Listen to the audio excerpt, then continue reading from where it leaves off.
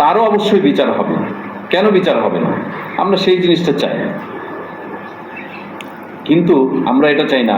আমরা এটা বলবি না পুলিশ অবশ্যই গুলি করেছে, পুলিশ গুলি করেছে, পুলিশের গুলিতে কিছু মানুষও মারা গেছে, কিন্তু সেই বিবিসির প্রতিবেদন, সেই প্রতিবেদনের মতোই আল জাজিরাও তারা কিন্তু বলে নাই যে 7.62 রাইফেলের গুলির যে কথা সেটাও কিন্তু তারা প্রকাশ করেন নাই।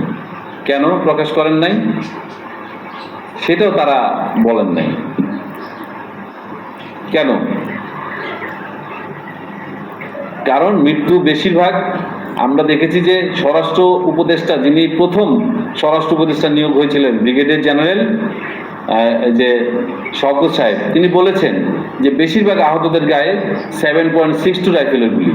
আমাদের দেশের আইন শৃঙ্খলা বাহিনী এবং পুলিশ বা সেনাবাহিনী এই রাইফেল ব্যবহার করে না, এই অস্ত্র ব্যবহার করে না। তাহলে তৃতীয় পক্ষ এই অস্ত্র ব্যবহার করেছে, এটার জন্য ম্যাসিভ তদন্ত দরকার তিনি বলেছেন, যার কারণে তাকে সরিয়ে দেওয়া হয়েছে। সেই তার সাক্ষাৎকার নিল না কেন? এই যে বিবিসি বা আল জাজিরা সেই সাবেক ব্রিগেডিয়ার জেনারেল যিনি স্বরাষ্ট্র উপদেষ্টা ছিলেন তার সাক্ষাৎকার নিলেন না কেন?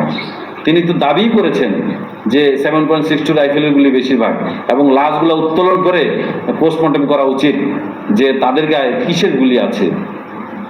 তাকে জিজ্ঞাসাবাদ করলো না কেন? তাই আমরা আল জাজিরার এই প্রতিবেদনকেও প্রত্যাখ্যান করলাম।